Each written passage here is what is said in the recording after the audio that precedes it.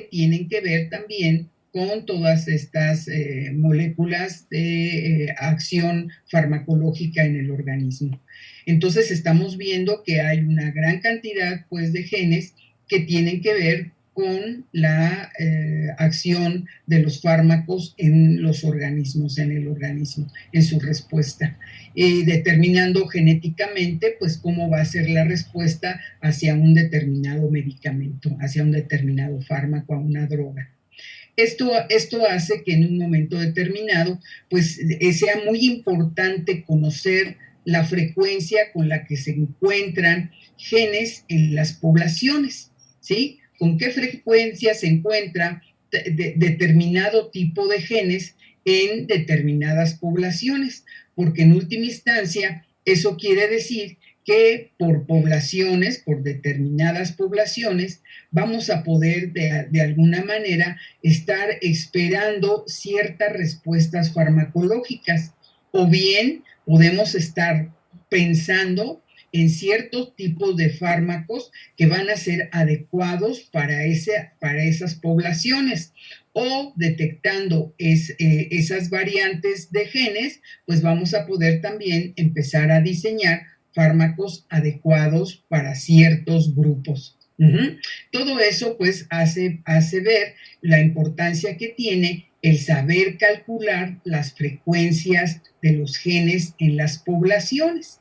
Acuérdense que cuando hablamos de una población, pues hablamos de un grupo de individuos que están ocupando un sitio, ¿verdad?, geográfico, donde generalmente se están llevando a cabo los cruzamientos, hablando de la población humana, estaríamos diciendo pues casamientos o las uniones o las reproducciones entre individuos de la misma especie y que pues tienen un cierto patrimonio genético esas poblaciones, que son las que se están compartiendo, y pues esos genes son los que están distribuyéndose. ¿Sí? Ya recordaron un poquito esa parte donde se fueron quedando. Vamos a empezar a compartir pantalla para que empecemos a ver precisamente ese tema de lo que es la ley de Hardy-Weinberg en relación a las frecuencias génicas, y que recordemos o iniciemos hoy cómo es que se calcula la frecuencia de los genes. No sé si alcanzaron en el laboratorio a hacer esa pues práctica muy sencilla en la que lo que buscamos es quiénes son percibidores y quiénes no son percibidores de la sustancia amarga feniltiocarbamida. Sí, realizaron esa práctica, ¿verdad? Sí, doctora. ¿Se acuerdan entonces que pues simplemente en función de un fenotipo, acuérdense que el fenotipo es percibo la feniltiocarbamida o no percibo la feniltiocarbamida? Y en función de eso, yo sé que aquellos individuos que no perciben la feniltiocarbamida es segurito que tienen el genotipo homocigoto recesivo. Pero los individuos que sí perciben feniltiocarbamida, yo sé que pueden estar tanto en el estado homocigoto dominante como en el estado heterocigoto, porque la característica de percepción de la feniltiocarbamida es un carácter autosómico dominante, y por lo tanto corresponde a los genotipos homocigoto y heterocigoto con el gen dominante, ¿verdad? Entonces, en función de eso, pues vamos a ver cómo hacemos para hacer ese cálculo de frecuencias génicas. También vieron que hay algunos modos de herencia, ¿verdad? Por ejemplo, la herencia donde los genes son dominantes y recesivos, pero también muy posiblemente ya hayan visto que es la codominancia entre los genes, esa forma en la que pues no hay ninguno de los dos genes es dominante sobre el otro, sino ambos genes expresan productos génicos, y en función de ello, generalmente cuando están presentes los alelos al mismo tiempo, ¿verdad? Estos genes codominantes, pues ambas características se van a expresar. Entonces, todo eso nos va a servir, todo ese conocimiento que empezaron a tener, nos va a servir para que vayan viendo cómo es que se calculan los genes en las poblaciones. ¿Sale? Entonces, déjenme ubicar la presentación y ahorita comenzamos precisamente esa parte.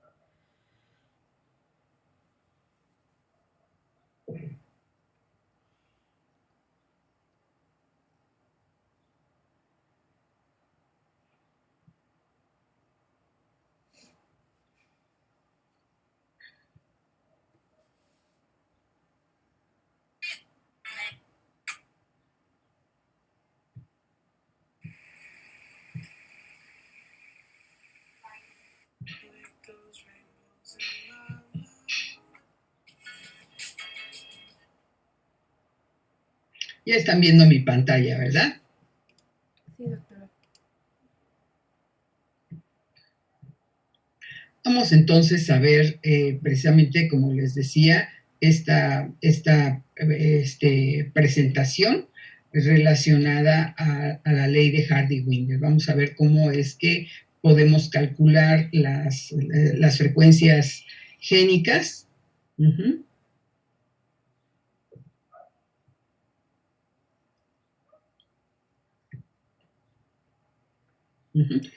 Sí se ve correctamente, ¿verdad? Sí. Bueno, pues esto de calcular las frecuencias génicas en las poblaciones y entender cómo es que esas frecuencias de los genes también van a tener una característica desde el punto de vista ideal de mantenerse constantes generación tras generación, fue precisamente el trabajo, el producto de este conocimiento, fue el trabajo, fíjense, por un lado de un matemático inglés y por otro lado de un médico alemán.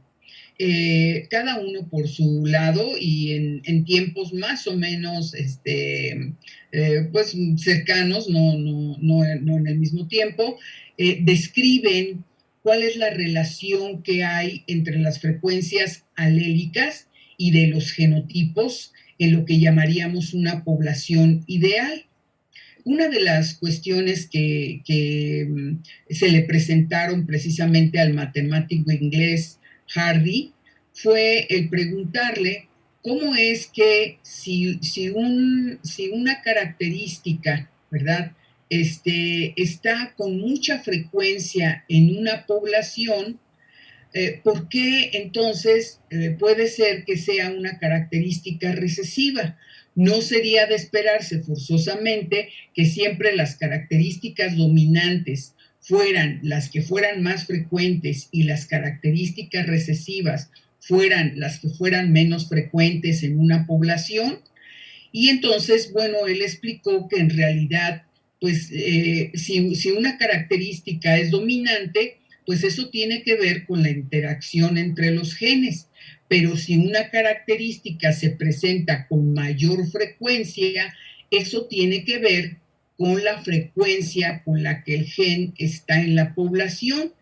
Y matematizando precisamente las frecuencias de los genes en una población, fue que él encontró, pues probabilísticamente hablando, que las frecuencias de los genes, en función de que son un patrimonio que está dentro de una población que tiene límites geográficos bien definidos y que los individuos de esa población están reproduciéndose entre ellos, pues va a hacer que esas frecuencias génicas no cambien. Por lo tanto, entonces quiere decir que aun cuando la característica sea dominante, si en realidad la frecuencia de los genes que está más alta es la de la característica recesiva, por eso es que se va a ver ese efecto, ¿no? O viceversa, si fuera la del gen dominante, pues sería la característica que se presenta con mayor frecuencia.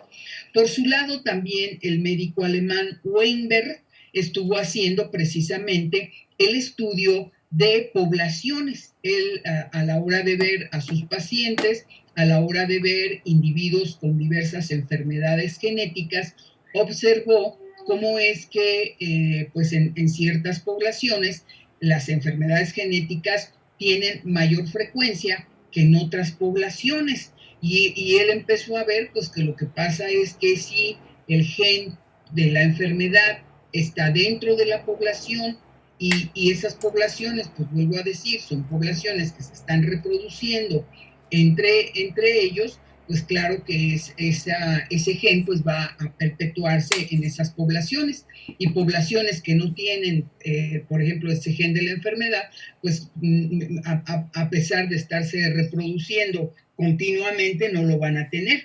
Pero cuando migran poblaciones con ciertos genes hacia otras poblaciones, se comienza a ver el cambio, ¿verdad? Ahí es donde surge.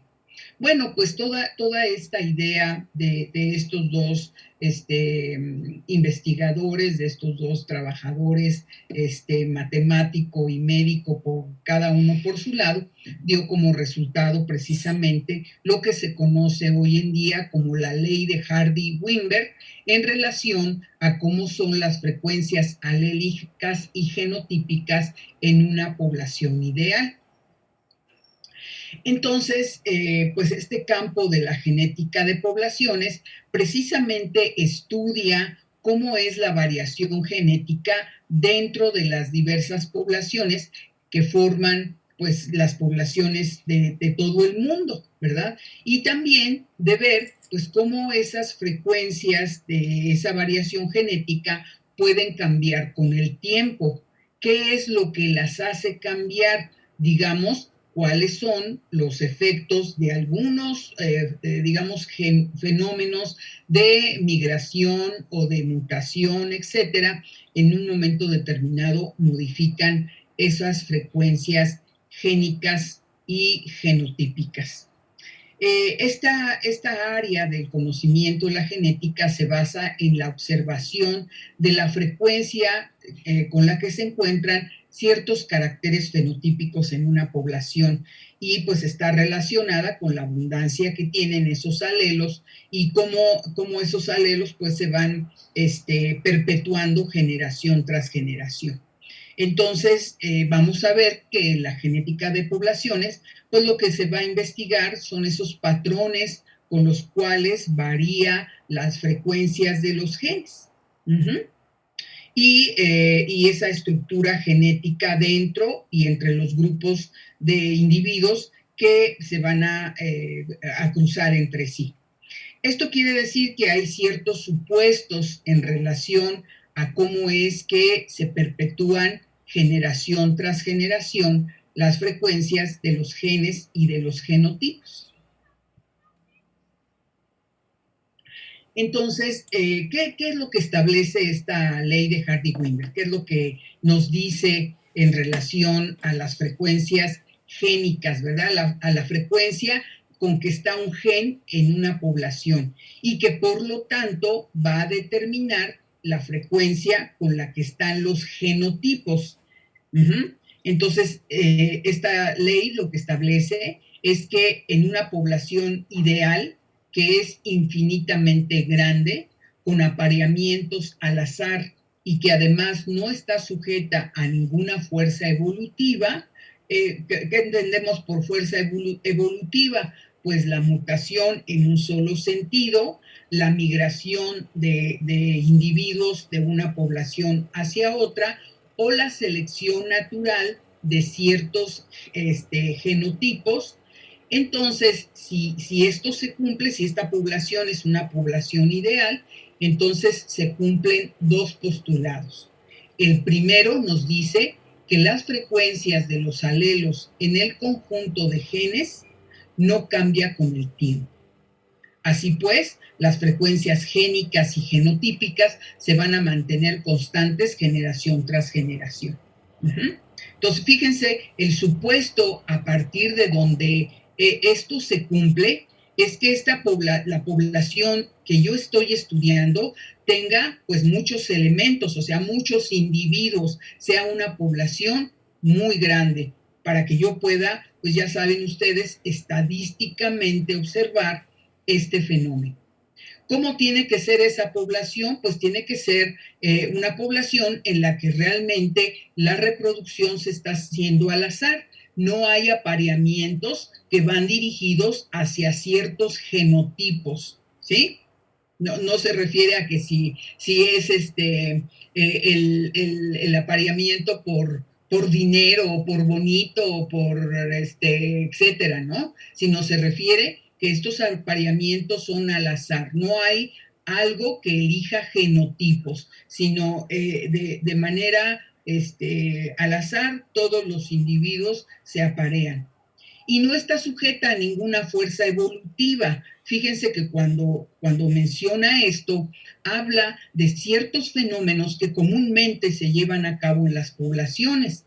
Fíjense, dice, no debe de estar sujeta a la mutación en un solo sentido. ¿Qué quiere decir esto? Que los genes que estamos viendo en el análisis tengan la posibilidad de mutar de dominante a recesivo o de recesivo a dominante con la misma frecuencia, porque si solamente muta con una dirección, o sea, el gen dominante tiende a convertirse en gen recesivo, pero el gen recesivo no tiene la posibilidad de convertirse en gen dominante por el proceso mutacional, entonces eso ya es una fuerza evolutiva que va a hacer que el supuesto no se cumpla.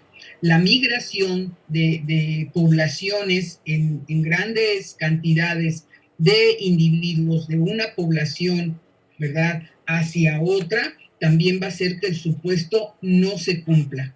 Y la selección natural, esto es, que haya algún genotipo en especial que se esté seleccionando para los cruzamientos o para por ejemplo, la mortandad, ¿verdad? La morbilidad de la población, entonces, pues todos estos postulados, estos dos postulados no se estarían cumpliendo.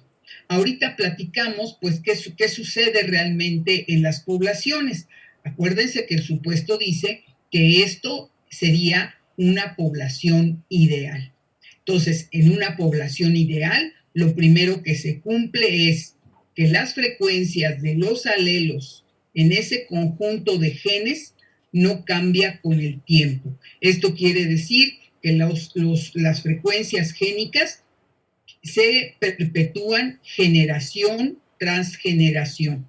Y si se perpetúan las frecuencias de los genes, pues es lógico que se van a perpetuar la frecuencia de los genotipos, ¿sí?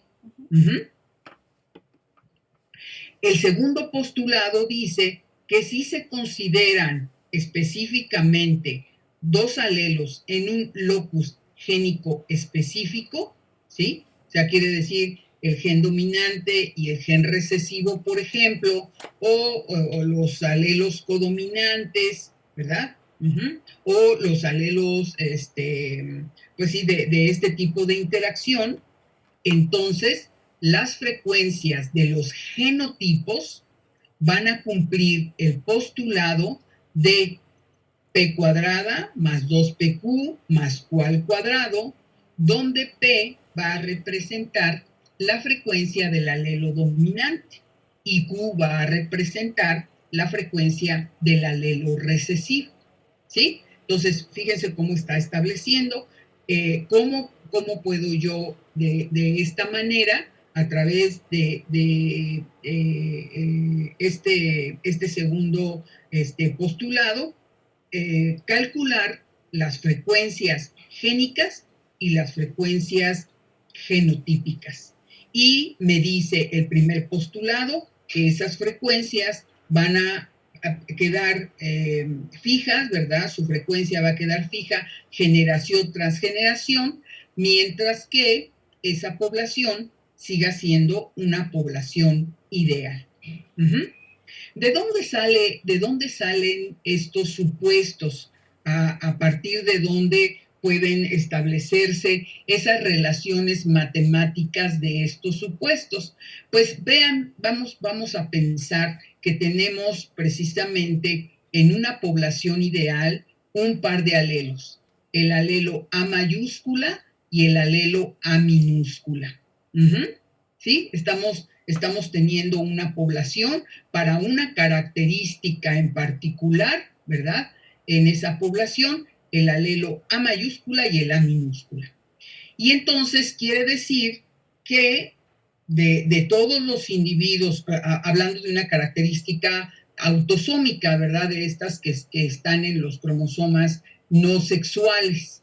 Entonces, yo, hablando de esos alelos, A mayúscula, A minúscula, quiere decir que los gametos de todos los individuos de esa población en esa característica van a generar o gametos A mayúscula, ¿verdad? O gametos A minúscula. Y también de todos los gametos femeninos de esa población, pues lo que se va a poder generar son gametos con el alelo A mayúscula o con el alelo A minúscula. Como ya dijimos en el postulado, las frecuencias están representadas por las letras P y Q, donde P representa la frecuencia con la que está presente en esa población el alelo A mayúscula y Q representa la frecuencia con que está ese alelo en esa población, ¿verdad? Del gen recesivo.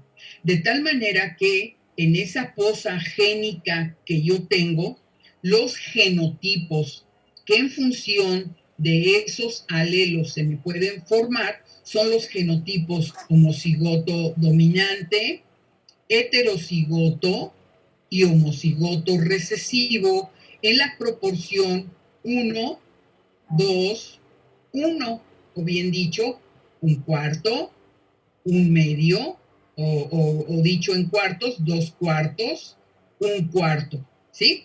Estas proporciones ustedes ya las conocen en función de su genética clásica, de sus cruzamientos de tipo mendeliano.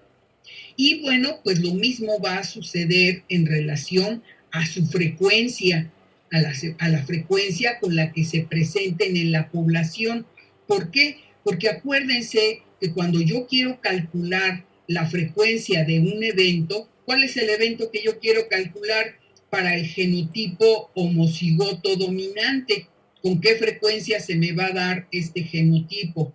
Pues por la frecuencia, por el producto de la frecuencia con la que esté el gen A mayúscula en los gametos masculinos y A mayúscula en los gametos femeninos. Recuerden que cuando los eventos son independientes, su frecuencia aparece o su probabilidad aparece como el producto, ¿verdad? El producto de las frecuencias de esos eventos. Entonces, el producto de P por P, pues es igual a P al cuadrado, ¿verdad?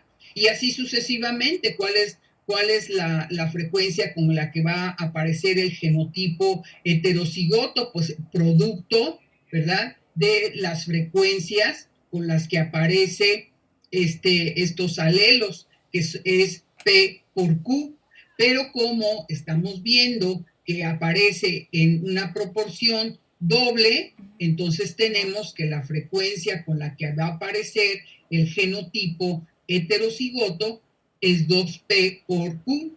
Y por último, la frecuencia con la que va a aparecer el genotipo de individuos homocigotos recesivos es el producto de la frecuencia con la que se presenten los alelos recesivos, Q al cuadrado. ¿Sí? De ahí entonces pues sale este supuesto de que si se consideran dos alelos en un locus, la frecuencia de los genotipos, vean, de los genotipos en la población se puede calcular como P cuadrada, que es la de los genotipos homocigotos dominantes, Q al cuadrado, genotipo de los homocigotos recesivos, y 2PQ, que es el genotipo de los individuos heterocigotos. En esta gráfica lo que ustedes pueden observar es una relación que existe muy estrecha entre cómo es que si un alelo va cambiando su frecuencia, el otro alelo forzosamente responde a ese cambio en una proporción. Claro, si yo tengo que el alelo dominante tiene una frecuencia total de 1, eso quiere decir que la frecuencia del alelo recesivo pues va a ser 0. ¿Sí? Si es que hay esta correlación entre el alelo dominante y recesivo en una población. Esto es, en una población, ¿verdad? Donde yo tengo nada más los alelos dominante y recesivo, pues si uno de estos alelos tiene el máximo valor de frecuencia, pues quiere decir que el otro no está en la población. El punto en el cual, por ejemplo, la frecuencia de los alelos dominante y recesivo fuera la misma, la de 0.5, ¿sí? La de 0.5, pues vean cómo la frecuencia más alta es cuando tendríamos la frecuencia más alta de los individuos heterocigotos. Porque hay una relación, una correlación entre cómo va apareciendo, cómo va moviéndose la frecuencia del gen dominante, y eso determina cómo va moviéndose la frecuencia del alelo recesivo en una población. Bueno, pues hasta aquí no sé si con esto ha quedado más o menos entendido qué es esto de las frecuencias génicas y las frecuencias genotípicas, ¿sí? La frecuencia génica es la frecuencia propiamente del gen. La genotípica es que yo calculo la frecuencia de homocigotos, heterocigotos o homocigotos recesivos. Cuando yo digo la frecuencia del gen dominante, me estoy refiriendo con qué frecuencia en la población está el gen, por ejemplo, este que vimos, A mayúscula. Si yo digo la frecuencia del gen recesivo, yo digo con qué frecuencia está en esa población, A minúscula. Si yo digo con qué frecuencia en esa población hay heterocigotos, me estoy refiriendo a la frecuencia de 2P por Q. ¿Sí? ¿Hay alguna duda en relación a eso? Vamos entendiendo bien a qué se refiere.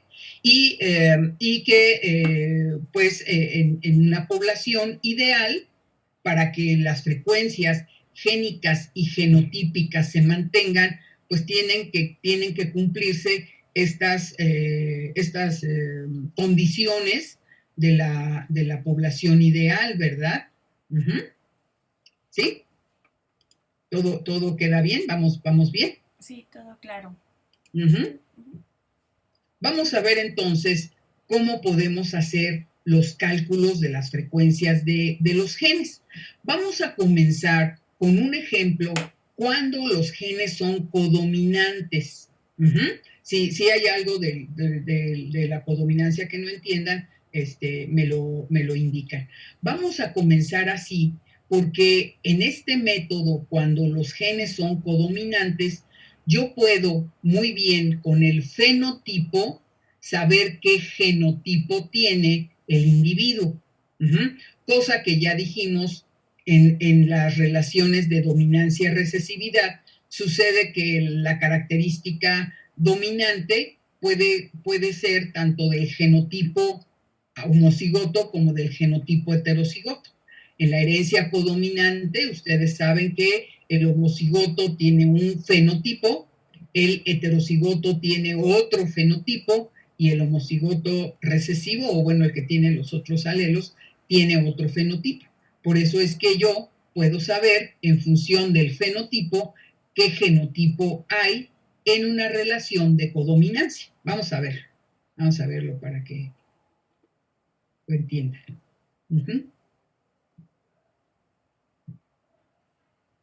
El ejemplo es el siguiente. Uh-huh.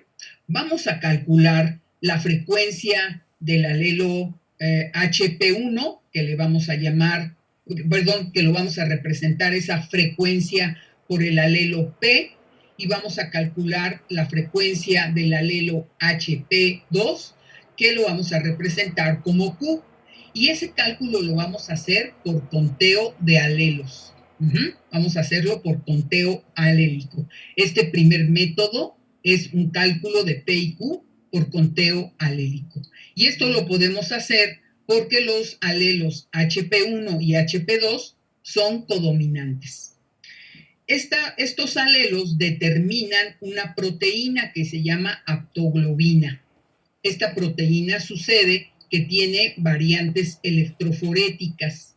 Esto es, que corre de manera diferente en un campo electroforético. Y con eso, pues yo puedo identificar muy bien a la proteína HP1 y a la proteína HP2. Entonces, sucede que en una muestra de 100 individuos, yo hice los estudios electroforéticos correspondientes y encontré que en una muestra de 100 individuos, 10 individuos, ¿verdad?, mostraron que tenían, ¿verdad?, en estado homocigoto, la proteína HP1. Uh-huh. Yo represento aquí su genotipo de esta manera. Podría haberlo usado sin la barrita, ¿verdad? Pero para que se entienda bien que son los homocigotos a HP1, entonces la forma de nomenclatura que estoy empleando es esta. Uh-huh. ¿Sí? Entonces, estos individuos son los individuos que tienen el genotipo homocigoto para la proteína HP1. Uh-huh. Después encontré en esa población de 100 individuos que 35 son heterocigotos. Uh-huh. O sea, que tienen lo que llamamos la variante 1, quiere decir que tanto mostraron tener la proteína haptoglobina HP1 como la HP2. Uh-huh. 35 de esos 100. Y 55 tienen la variante 2, que son aquellos individuos que tienen el genotipo homocigoto para HP2. Uh-huh. Entonces, fíjense cómo yo, cuando digo tengo 10 normales, sé que son los que tienen el estado homocigoto para HP1. O sea, tienen un alelo HP1 y en el otro cromosoma homólogo tienen también HP1. Uh-huh. Aquellos que digo que tienen la variante 1 son los que son heterocigotos porque tienen tanto HP1, un alelo, y el otro alelo es HP2. Y los que tienen la variante HP2 son los homocigotos para HP2. Quiere decir que tienen un alelo HP2 y en el cromosoma homólogo también tienen el alelo HP2. Uh-huh. Entonces, esto quiere decir que en función de su fenotipo, yo sé qué genotipo tienen, y eso me ayuda para calcular las frecuencias génicas en función, como les decía, de su conteo alélico, porque yo sé que aquellos individuos cuyo fenotipo es de variante normal, su genotipo es ser homocigotos HP1. Uh-huh. Y entonces quiere decir que ellos aportan en esa población 20 alelos HP1, porque tienen tanto en un cromosoma a HP1 como en el alelo correspondiente del otro homólogo también HP1. Quiere decir entonces que ellos están aportando 20 alelos HP1 a la población. Uh-huh. HP2 no tienen, ¿verdad? Alelos HP2 ellos no tienen. Entonces no aportan alelos HP2 en esta población. Aquellos individuos que yo sé que fenotípicamente son de la variante 1, sé que su genotipo es el heterocigoto, HP1, HP2, y esto quiere decir entonces que de estos 35 individuos me van a aportar 35 alelos HP1, ¿sí? Yo puedo contarlos, ¿verdad? Porque sé que tienen un alelo HP1 cada uno de ellos, pero sé que también tienen alelos HP2, cada uno de ellos uno, y por lo tanto me aportan en esta población 35 alelos HP2. Y luego los individuos, los 55 individuos que muestran la variante 2, yo sé que su genotipo es el homocigoto para HP2. Esto quiere decir que estos individuos pues no aportan alelos HP1, sino solamente tienen alelos HP2. Por cada individuo me aportan 2 alelos HP2. Por lo tanto, entonces, el total de alelos HP2 que estos individuos me aportan son 110. ¿Sí? Hasta aquí estamos. Todo se entendió en relación a los alelos HP1 o HP2 que me aportan para la población cada uno de estos grupos de sujetos. Sí. ¿Sí? Entonces, fíjense, en total, en esta población de 100 individuos, yo tengo 55 alelos HP1 y 145 alelos HP2, ¿sí? ¿Cómo calculo la frecuencia entonces de esos alelos? Acuérdense que la frecuencia de un evento es el número de eventos en relación al número total de sucesos que pueden acontecer. ¿Cuál es el número total de alelos que yo tengo en esta población? Pues yo tengo 100 individuos y yo sé que cada individuo tiene un par de alelos, ¿sí? Cada individuo tiene un par de alelos. Quiere decir que el total de alelos en la población es de 200 alelos. Entonces, quiere decir que con qué frecuencia se presenta el alelo HP1, pues hay 55 alelos de los 200 alelos que hay en la población total.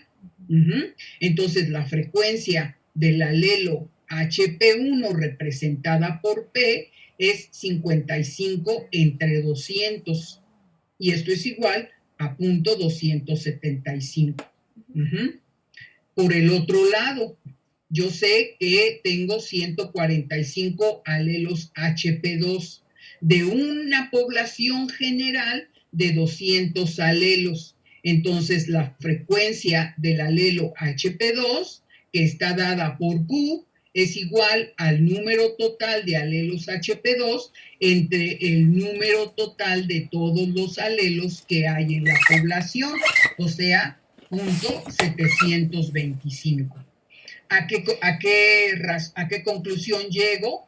Que el alelo HP2 es el alelo que en esta población que yo he tomado como representativa de una población, es el alelo que se encuentra con mayor frecuencia. ¿Sí? Tiene un 72% de frecuencia ese alelo. 72.5, mientras que el alelo recesivo tiene una prevalencia del 27.5%. ¿Sí? ¿Sí? ¿Hasta aquí todo bien? ¿Lo entendimos bien? Sí. Fíjense que en este método yo puedo entonces contar los alelos que tiene cada individuo y eso me permite entonces saber los alelos totales de cada uno que hay en la población. Puedo saber en el número de individuos el total de alelos que hay y con eso entonces, fíjense cómo estoy contando, ¿verdad? Por eso se llama por conteo alélico, sacar las frecuencias de estos alelos, ¿verdad? La frecuencia del alelo HP1, la frecuencia del alelo HP2. ¿Sí? Ajá. Ahora, si yo quisiera en un momento determinado, con ello calcular las frecuencias teóricas que yo debería de tener de estos individuos en la población, pues utilizaría precisamente estas frecuencias génicas para utilizarlas en el segundo supuesto de la ley de Hardy-Weinberg. Estas se van a mantener constantes en las poblaciones y van a dar las mismas frecuencias génicas en la siguiente generación, siempre y cuando esta sea una población ideal, donde se va a cumplir el supuesto de P cuadrada, 2PQ y Q al cuadrado, ¿sí? Ahorita vamos a ver cómo lo utilizamos más adelante. Entonces, el cálculo ha quedado claro, cómo es que lo puedo hacer por conteo alélico. Sí. Fíjense que para no hacer tanto, bueno, tanta cuestión de tablitas y todo eso, pues hay fórmulas generales que me permiten calcular en un sistema de codominantes esas frecuencias, la frecuencia del gen P y la frecuencia del gen Q. Vean, en el ejemplo que acabamos de realizar, yo puedo aplicar la fórmula, ¿sí? Por ejemplo, me dice, si yo quiero calcular la frecuencia de P, puedo utilizar esta fórmula, donde me dice D, que son los individuos con la característica dominante, ¿verdad? Yo considero a todos los individuos con la característica dominante, vean que aquí estoy hablando de la característica, más, ¿verdad? Un medio de los individuos heterocigotos, dividido todo esto entre el número total de individuos, o sea, N, el N poblacional. Y para calcular la frecuencia del alelo recesivo, yo lo que utilizo es ahora un medio de los individuos que tienen la característica de heterocigoto, más todos los recesivos, todos los individuos recesivos, todo esto dividido entre la N poblacional, ¿sí? Si nos vamos al ejemplo, vean, aquí tengo todos los individuos que tenían la característica de HP1 dominante, o sea, los que llamé individuos con la variante normal, más un medio de los individuos que eran con la variante 1, que eran los heterocigotos, entre todo eso 100, que es la N poblacional. Entonces, haciendo este cálculo, me da igual 0.275. Y si yo quiero sacar la de Q, pues es un medio de los individuos de la variante 1, que son los individuos heterocigotos, más el número total de los individuos que mostraban la característica, digamos, de la variante 2, que es la que decimos que era la recesiva, entre el número poblacional, la N poblacional, y esto me da 0.725. Aquí tengo las frecuencias calculadas por el conteo alélico que hice, pues contando directamente cuántos alelos me aportaba cada uno de estos individuos. Entonces ya ven también cómo pueden utilizar esta fórmula general para calcularla. Yo les sugiero que mientras van entendiendo un poco lo de la ley de Hardy-Weinberg, traten de hacerlo por conteo alélico y ya después apliquen la fórmula. Pero bueno, afortunadamente en la forma en la que acabamos de ver cómo se calcula la frecuencia de los genes en las poblaciones, yo sí tengo pues la capacidad en este modo de herencia codominante de saber distinguir entre homocigotos y heterocigotos. Pero pues ya hemos visto, por ejemplo, hablando de la característica de percibidores y no percibidores, que dentro de los percibidores yo tengo a los homocigotos y los heterocigotos. Entonces, para calcular las frecuencias de los genes en la población, en estos casos donde yo no tengo separados a los homocigotos de los heterocigotos, yo tengo que hacer, digamos, un cierto artificio matemático que me permita hacer el cálculo de P y de Q.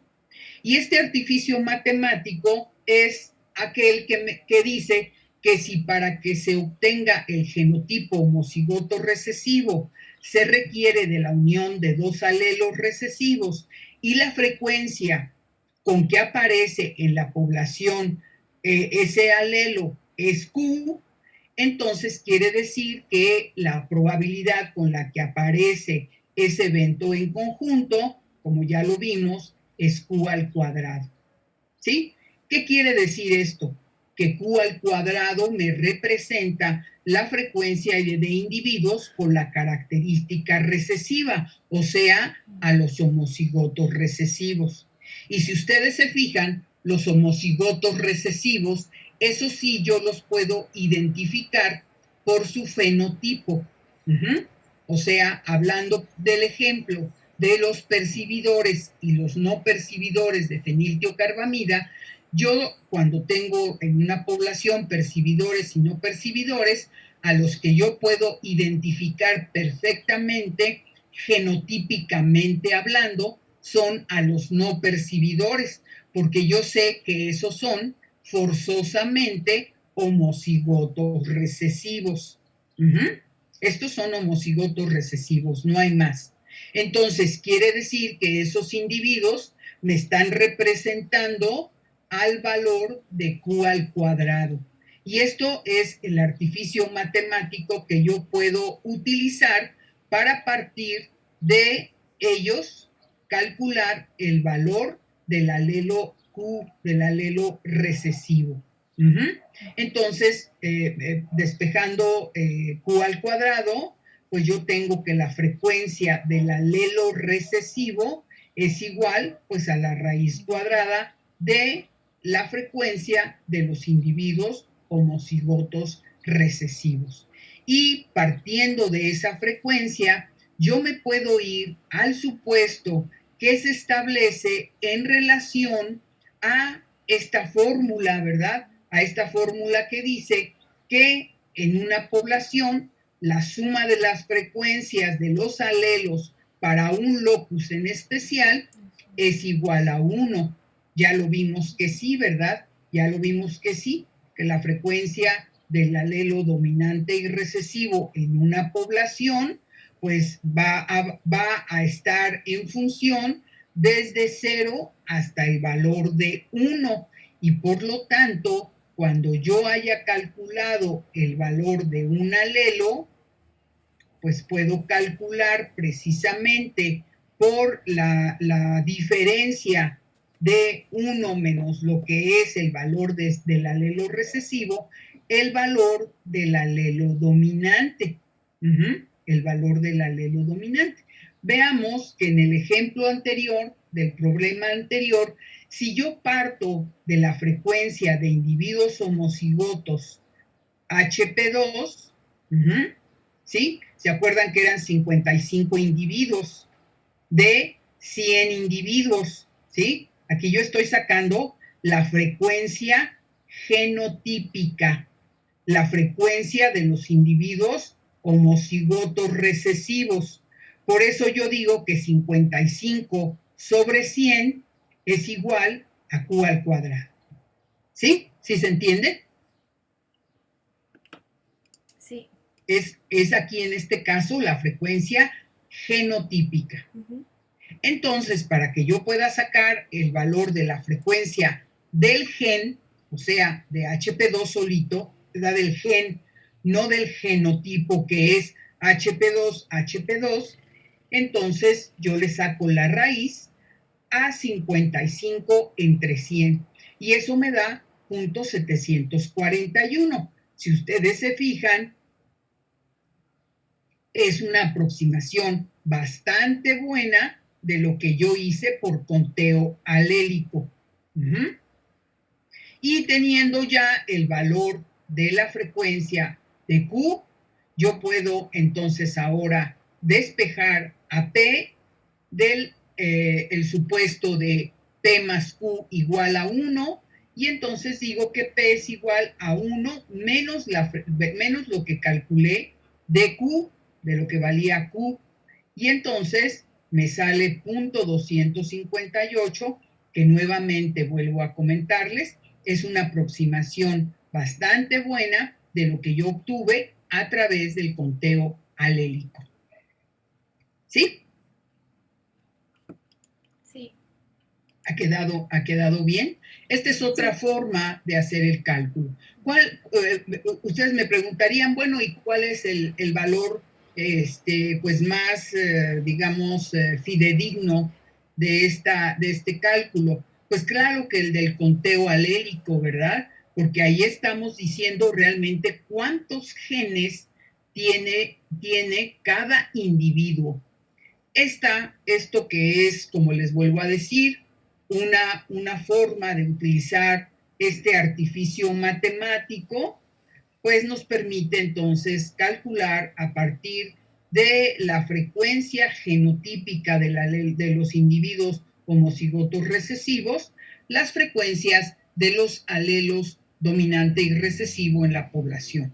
Es una aproximación matemática muy útil porque, les digo, en esta forma, pues tenemos el problema de que los individuos homocigotos recesivos, homocigotos dominantes y heterocigotos corresponden al mismo fenotipo, o sea, no puede diferenciarse quién es homocigoto y quién es heterocigoto cuando simplemente yo digo fueron percibidores de la feniltiocarbamida.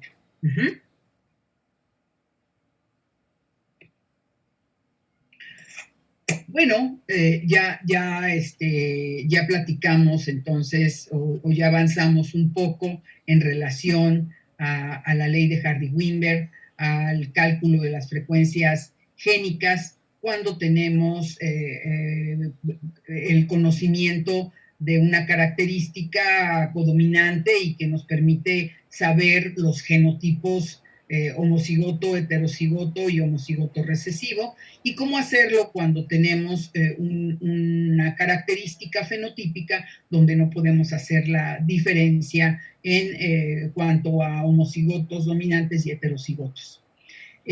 Pero, bueno, una de las cuestiones muy interesantes de lo que acabamos de platicar, que dice el primer supuesto de la ley de Hardy-Weinberg, es que pues hay varios supuestos para que se cumpla que las frecuencias génicas y las frecuencias genotípicas se perpetúan generación tras generación.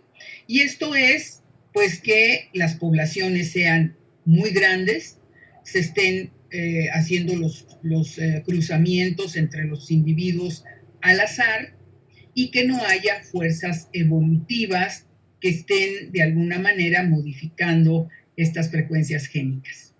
Entonces, mi pregunta aquí sería, las poblaciones humanas, las poblaciones pues de los seres vivos, ¿son poblaciones ideales? ¿Son poblaciones realmente donde se están cumpliendo todos y cada uno de estos supuestos y que por lo tanto entonces las frecuencias de los genes y de los genotipos van a permanecer constantes generación tras generación?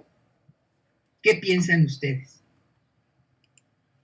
Sí, Astrid. En estos días yo siento que no, porque hay más variedad genética en cuanto, o sea, bueno, yo siento que, o sea, diferentes, es que no sé cómo expresarlo.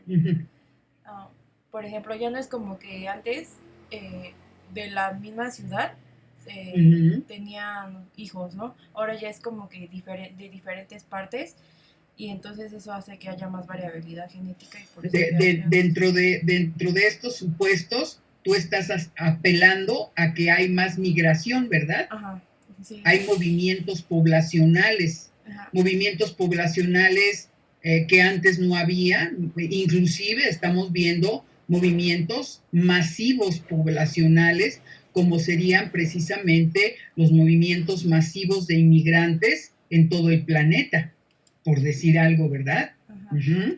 Muy bien, ese sería uno. ¿Qué más observan ustedes? ¿Qué más hay que pudieran estar modificando este supuesto, ¿no? O sea, más bien alterando el que no se cumpla, ¿verdad?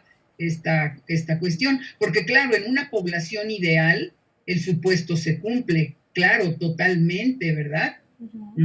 No hay más. Los genes que tiene una población, pues van a estar ahí, entre ellos, haciendo esta combinación que ya vimos, que si todos los óvulos, ¿verdad?, tienen A mayúscula, A minúscula y todos los espermas A mayúscula, minúscula, las únicas combinaciones y sus frecuencias son esas que vimos, ¿verdad? Pero si le empezamos a meter variantes, pues entonces quiere decir que empezamos a mover, ¿verdad?, las frecuencias. ¿Qué otra cosa, qué otro supuesto podemos estar viendo que se puede estar moviendo en la población? ¿Qué más?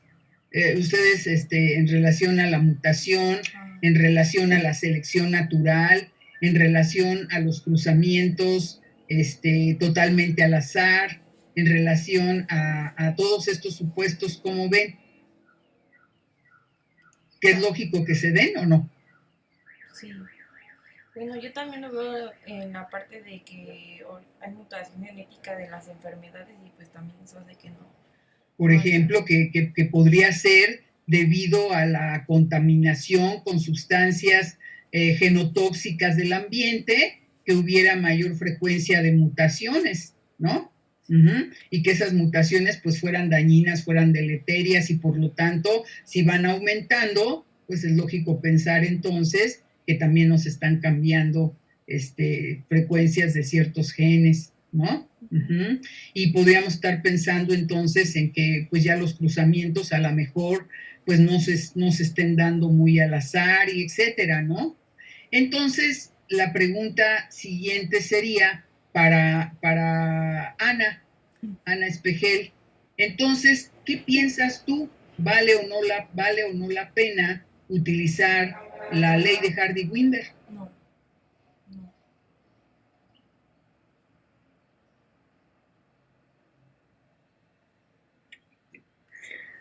Pues yo considero que sí.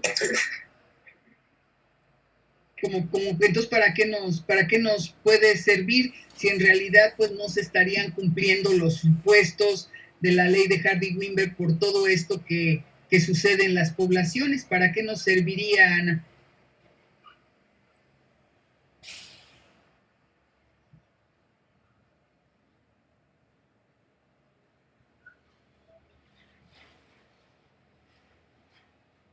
Pues aunque no se cumplen los postulados, también nos ayuda a visualizar, ¿no? ¿A visualizar qué? Cómo existen estos como condiciones o si estos todavía fenómenos, ¿verdad? Como si todavía se siguen prevaleciendo, ¿no? Perfecto, ¿verdad? Bueno, yo hago el cálculo y veo si en realidad se ha mantenido la frecuencia de esos alelos que yo estoy estudiando. Y si yo veo que se han mantenido, pues yo puedo hacer ciertos supuestos, decir, sí, en este locus específico, ¿verdad? Este locus que yo estoy estudiando no ha sufrido estos cambios evolutivos, no ha tenido este choque así, ¿verdad? O bien puedo yo estudiar varios alelos en una población y ver si esa población ha estado sufriendo este tipo de embates evolutivos o qué ha estado pasando con las frecuencias génicas en una población. Sí, muy bien, Ana. Claro, a mí me interesa tener una referencia para poder ver pues cómo han estado evolucionando esas frecuencias en unas frecuencias de los genes en una población, qué tanto han cambiado, qué tanto se ha realizado el mestizaje en una población, ¿verdad? ¿Qué tipo de mestizaje ha habido, ¿verdad? ¿Cómo han surgido esos cambios? A veces permiten inclusive hablar de los orígenes, ¿verdad?, del mestizaje, de la direccionabilidad que ha tenido, del porcentaje que hay de mestizaje en una población, hablar acerca de las enfermedades más importantes o los rasgos más importantes dentro de una población y refiriéndolo a la parte farmacogenómica, pues de esos genes determinantes de la respuesta farmacogenómica, cómo han ido evolucionando, ¿verdad? ¿Qué frecuencia tienen? Y irme dirigiendo en la investigación y el estudio de esos genes farmacológicamente importantes. Entonces, en este estudio de las frecuencias génicas es muy importante precisamente calcular en una población si esos genes están teniendo este equilibrio del locus, ¿sí? Este equilibrio. Fíjense, nosotros estamos estudiando loci por loci, ¿verdad? Locus por locus, más bien dicho, la frecuencia de un gen. La frecuencia de los genotipos que da ese gen.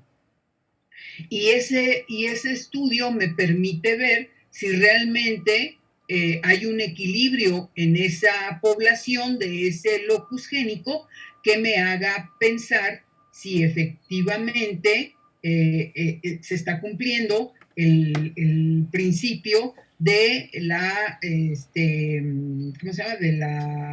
El primer principio de la ley de Hardy-Wimber, que las frecuencias génicas y genotípicas están conservándose generación tras generación.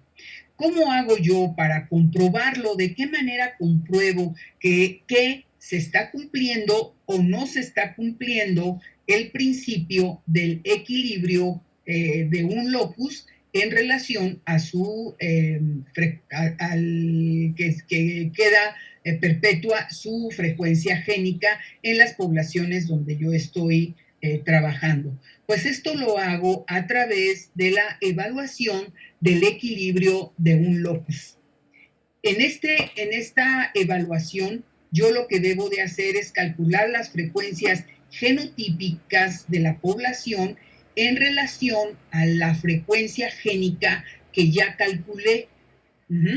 ¿Sí? O sea, yo acabo de calcular las frecuencias de los genes en función de unos fenotipos que yo vi de esa población, ¿verdad? Que estoy estudiando, ¿verdad? Yo tomé una población de 100 individuos y vi que 10 eran de la variante normal, 50 eran de los individuos, ahí déjenme, me acuerdo bien de los numéricos, ¿no? Así, de cada uno de ellos.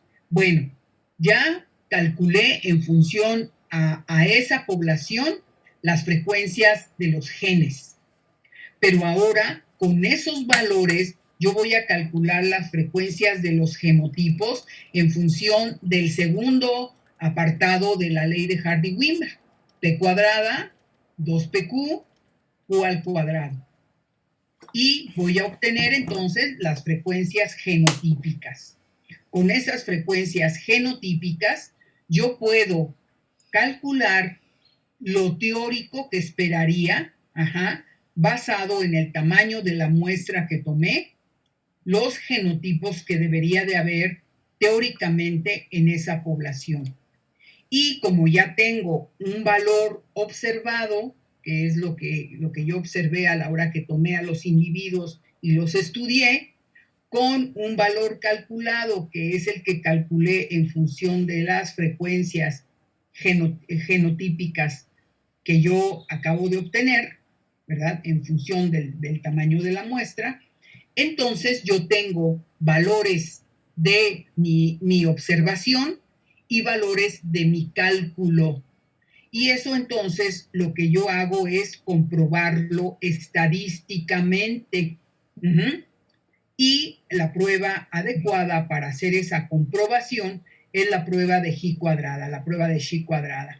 Esta prueba es una prueba de contingencia que me permite precisamente evaluar lo que es las diferencias entre un valor observado y un valor esperado en una población determinada.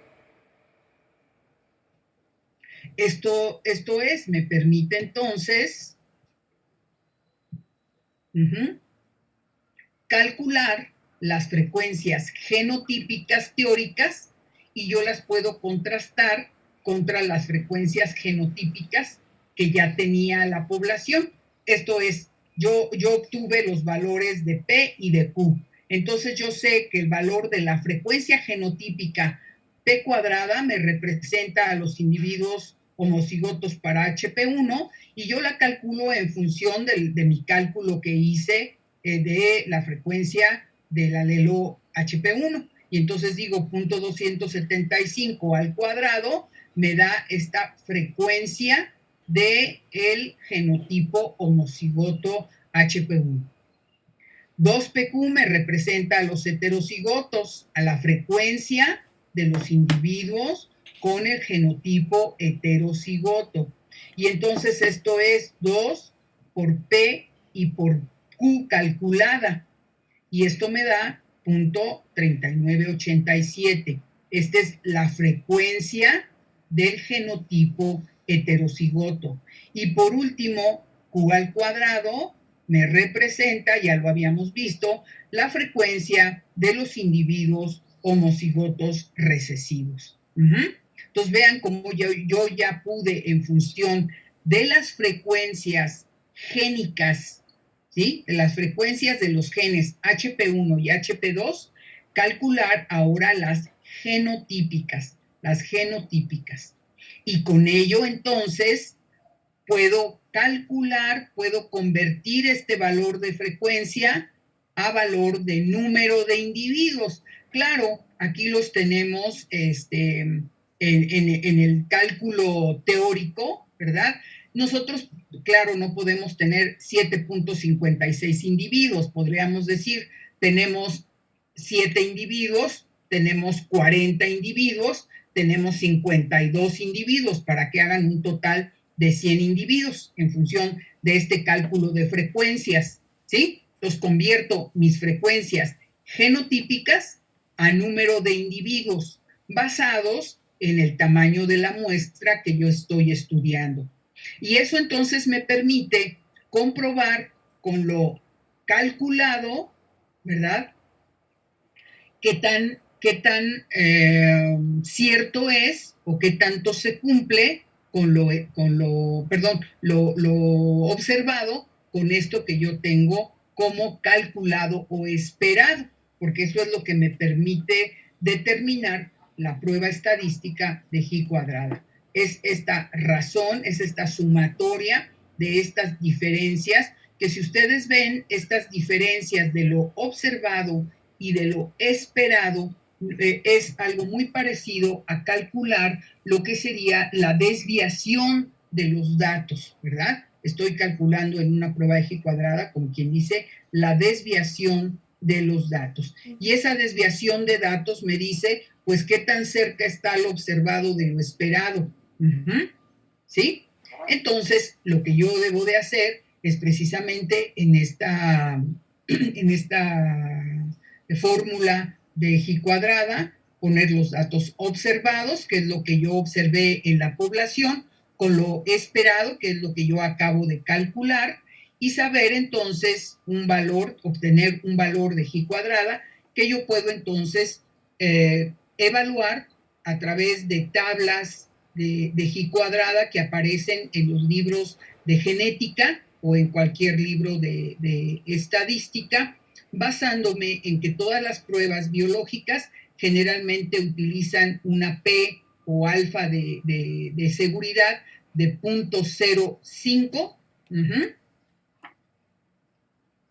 Y ahorita vamos a ver cómo calculamos los grados de libertad, porque recuerden que la mayor parte de las pruebas estadísticas utilizan un valor de P para dar un cierto grado de confiabilidad a la prueba y un valor de grados de libertad, que es lo que me permite manejar los grados de libertad que tiene el supuesto o el experimento que yo estoy realizando para encontrar el valor de estadístico que me permita hacer una conclusión en relación al valor que yo estoy obteniendo.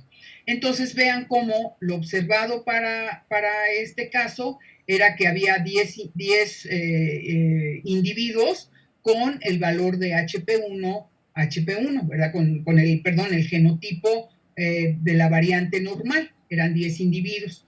Entonces, lo vamos a contrastar contra lo esperado. Lo esperado es 7.56, les vuelvo a decir, puedo utilizar el valor calculado, ¿verdad? Aun cuando pues 7.56 no es que me represente un pedazo de un individuo, ¿verdad? Sino, bueno, utilizando los valores matemáticos o utilizarlo como el valor estadístico más cercano.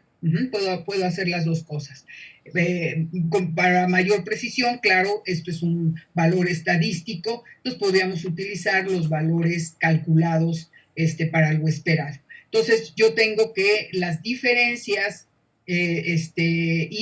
utilizando la fórmula I cuadrada que dice que es la diferencia entre lo observado menos lo esperado al cuadrado para evitar valores negativos entre el valor esperado. Entonces voy sacando cada una de las diferencias de estos sumandos de la prueba I cuadrada entre observado y esperado para la primera característica, lo observado y lo esperado para la siguiente, lo observado y lo esperado para la siguiente. Si ustedes se fijan, aquí tengo 3 fenotipos diferentes que estoy estudiando contra 2 alelos diferentes que estoy trabajando, que es HP1 y HP2. En función de eso, yo tengo que los grados de libertad los calculo por la diferencia entre el número de fenotipos que estoy observando menos el número de alelos con los que estoy trabajando. Y este es 3 menos 2 igual a 1 grado de libertad, con un valor, como les decía, de P de 0.05, y eso hace que en la tabla de J cuadrada el valor de J cuadrada de referencia sea de 3.84. Cuando el valor de J cuadrada calculada es menor al valor de J cuadrada de tablas, yo digo que se cumple el supuesto de que este locus está en equilibrio y por lo tanto quiere decir que las frecuencias alélicas están perpetuándose generación tras generación, que no ha habido cambios del carácter que habíamos visto, que se están cumpliendo los supuestos de la ley de Hardy-Weinberg y que pues este locus está en equilibrio Hardy-Weinberg.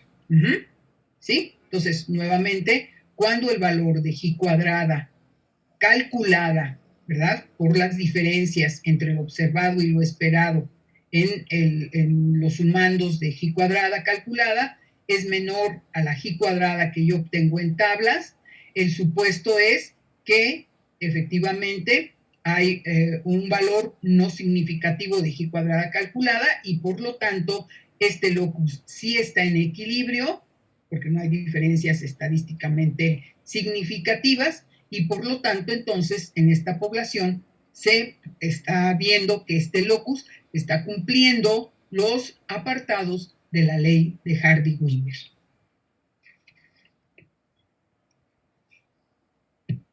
¿Alguna pregunta? No, todo bien. ¿Sí? ¿Todo muy bien? ¿Se vio muy bien cómo se hace ese cálculo? Sí. ¿Sí? Sí. Bueno, vamos a ver, por ejemplo, que tenemos el estudio de la frecuencia de percibidores de feniltiocarbamida en 2 etapas diferentes, ¿no? En 1950, con una cierta población, se encontró que 5.420 personas eran feniltiocarbamida positivas y 3.200 personas eran feniltiocarbamida negativas. En 2017 se hace un estudio poblacional todavía muchísimo más grande, utilizando una población todavía mucho mayor, y se encuentra que 11.500 personas son feniltiocarbamida positivas y 2.875 son feniltiocarbamida negativas. Entonces, bueno, pues yo quiero saber si realmente en estas poblaciones, en esta población, que es la misma, nada más muchos años después, las frecuencias génicas no han cambiado. Entonces, pues yo lo que necesito es, en cada una de estas poblaciones, pues sacar las frecuencias génicas, ¿no? Y después sacaría las genotípicas, y después haría precisamente el cálculo de los genotipos y a través de los cálculos correspondientes ver si estas frecuencias han permanecido constantes. De entrada, si ustedes se fijan, en 1950, ¿verdad? El cálculo tiene que ser a través del artificio matemático de tener a Q por la raíz cuadrada de la frecuencia de los individuos homocigotos recesivos, y después sacar a P por 1 menos la frecuencia de Q. Y bueno, en 1950 tenemos que la frecuencia del alelo recesivo es 0.6 y del dominante 0.4, y en 2017 la frecuencia del alelo recesivo es de 0.45 y del dominante de 0.55. Se ven muy cercanas, sin embargo se ven diferentes, y valdría la pena pues meterlas a una prueba G cuadrada para estadísticamente decir qué diferencias tienen, ¿verdad? Esta sería una de las utilidades que tiene el estudio.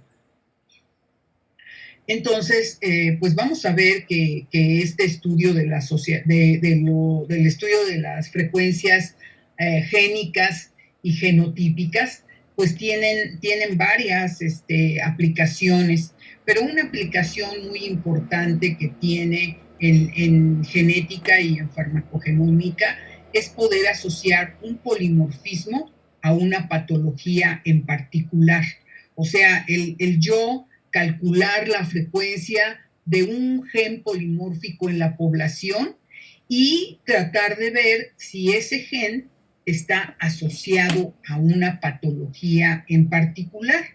Esos estudios se llaman estudios de asociación y precisamente están sustentados en que las poblaciones con las que se trate de encontrar esta correlación entre el polimorfismo y la enfermedad, pues estén basadas en este equilibrio de los genes en las poblaciones, porque la fuerza, ¿verdad?, de asociación se establece cuando efectivamente las frecuencias génicas se ve que están en equilibrio en un locus. Si no están en equilibrio, la asociación es una asociación con poca fuerza, y entonces eso querría decir que el gen que nosotros hemos elegido, que el polimorfismo que nosotros estamos viendo, tal vez no tenga ninguna relación con la enfermedad con la que nosotros estamos tratando de asociarla. Un ejemplo de esto precisamente es la tesis de maestría que realizó la profesora Yazbek. Ella trató de ver si un polimorfismo en un gen de un receptor del sabor amargo podía estar relacionado con la diabetes tipo 2. Y entonces, pues primero calculó las frecuencias de los genes que participan en el rasgo de este receptor, ¿verdad? Entonces hizo el cálculo de estos genes, genotipificó a la población, vio cómo estaban esas frecuencias génicas y genotípicas, y después las trató de asociar, ¿verdad?, con la enfermedad, ¿verdad? Pero para ello tuvo que hacer este cálculo de equilibrio de estos genes en la población para encontrar con qué fuerza matemática podía estar